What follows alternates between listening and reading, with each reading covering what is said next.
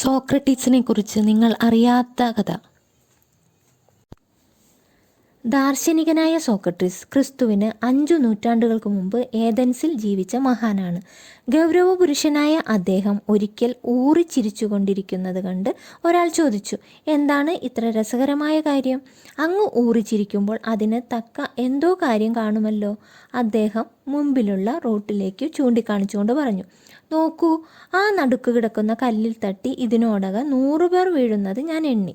ഓരോരുത്തരും എഴുന്നേറ്റ് വസ്ത്രത്തിലെ മണ്ണും പൊടിയും തട്ടിക്കുടഞ്ഞ് ആ കല്ലിനെ തുറിച്ചു നോക്കും. ചിലർ കല്ലിനെ ശപിക്കും, ചിലർ അരിശപ്പെട്ടു പിറുപിറുക്കും, ചിലർ ഗതാഗത വകുപ്പിനെ ചീത്ത പറയും, പിന്നീട് നടന്നു പോവുകയും ചെയ്യും. അവരിൽ ആരും തന്നെ ആ കല്ല് അവിടെ നിന്ന് മാറ്റി റോഡിൻ്റെ വശത്തേക്ക് ഇടുവാൻ മുതിർന്നിട്ടില്ല.